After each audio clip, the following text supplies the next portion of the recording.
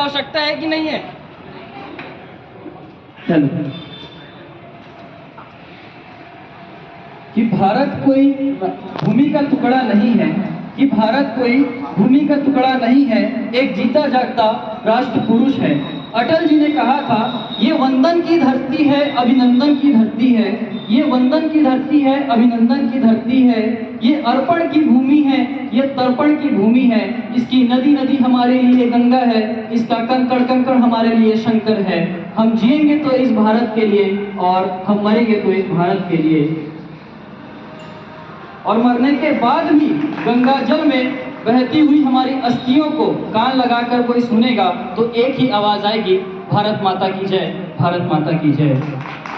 तहे दिल से शुक्रिया अदा करना चाहूँगा अपने गुरुजनों का, जो मुझे आज इस आज़ादी के महोत्सव में आप सबके समक्ष विचार व्यक्त करने का अवसर प्रदान किया। आज पूरा भारतवर्ष आज़ादी का जश्न मना रहा है, जिसके उपलक्ष्य में हम आज सभी इस मंच पर एकत्रित हुए हैं।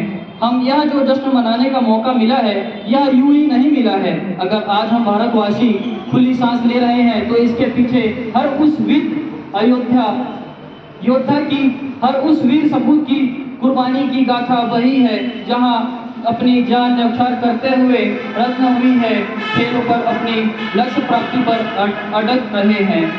इस मुल्क को तकलीफ नहीं है न हिंदुओं से न मुसलमानों से, इस मुल्क को तकलीफ नहीं है न हिंदुओं से न मुसलमानों से, इस मुल्क को तकलीफ है सिर्फ यहाँ के कुछ गद्दारों से, कुछ बेईमानों से। एक छोटी सी लाइन कहना चाहूंगा जिसको मैं स्वयं लिखा हूँ। बहती है ये प्रेम की गंगा बहने दो, बहती है ये प्रेम की गंगा बहने दो, क्यों करते हो देश में दंगा रहने दो, क्यों करते हो देश में दंगा रहने दो। लाल हरे रंगों में हमको मत बांटो, लाल हरे रंगों में हमको मत बांटो, छत के ऊपर एक तिरंगा रहने दो, छत के ऊपर एक तिरंगा रहने दो। मुझसे ना टकराए कोई चीन हो या जापान, मुझसे ना टकराए कोई चीन हो या जापान, अमेरिका हो या रूस हो चाहे वो हो पाकिस्तान, मेरे भारत से टकराना खेल नहीं आसान, मेरे भारत से टकराना खेल नहीं आसान। ये महापुरुषों का देश है, इसका नाम है हिंदुस्तान, इसका नाम है हिंदुस्तान। देश निर्माण और राज्य निर्माण क्या है, आज मैं आप सभी के समक्ष खुलकर बोलना चाहता हूँ।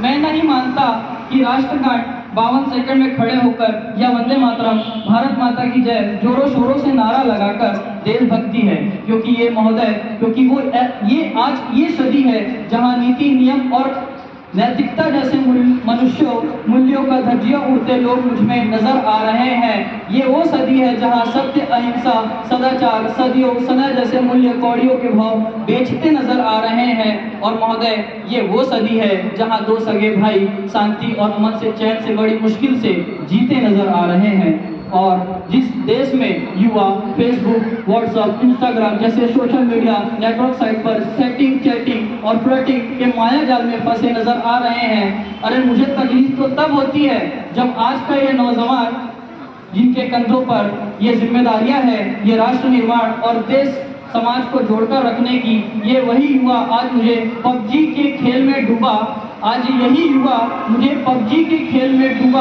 और शराब की लत में भीगा नजर आ रहा है। एक बार और बोलना चाहूँगा, आज के युवा मुझे पबजी खेल में डूबा और शराब की लत में भीगा नजर आता है। तो मैं युवाओं को कहना चाहूँगा कि वो निद्रा में सोने वाले लोग, अब वक्त है तुम जाग जाओ, इससे पहले कि तुम्हारी ये नींद इस राष्ट्र को ना ले डूबे। एक सैनिक बनकर देश में जाना देशभक्ति नहीं होती, एक सैनिक बनकर देश में जाना देशभक्ति नहीं होती। आज़ादी के पहले कुछ बात और थी और अब बात कुछ और है।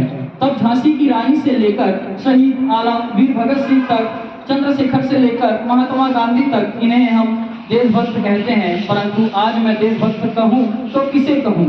हम परिवार, राष्ट्र निर्माण और समाज के प्रति समर्पण का भाव है देशभक्ति। हर देशद्रोही के जीवन में आने वाला तूफान है देशभक्ति।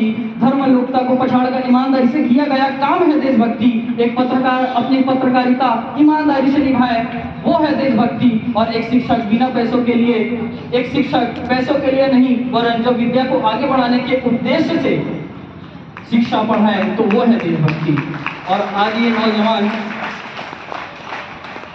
ये नौजवान युवा वतन के खातिर दूसरों को मारने के लिए नहीं, पहले खुद देश के लिए मरने को तैयार हो जाए, तो वो है देशभक्ति। देशभक्ति, अगर मैं बात आज महिलाओं की करूं, तो आज महिलाओं को आरक्षित नहीं, सुरक्षित करने की जरूरत है।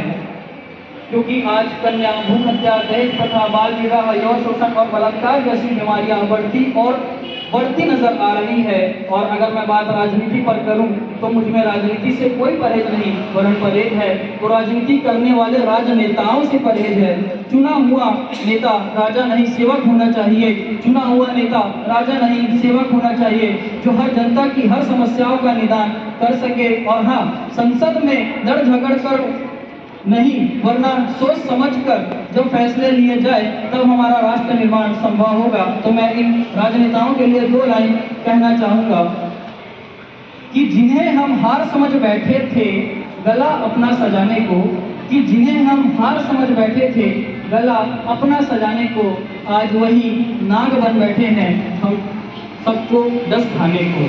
आज राजनीति, भ्रष्टाचारी और काला धन इस देश की ब्रह्मसूत्र है। हमारा राष्ट्र निर्माण तब संभव होगा जब एक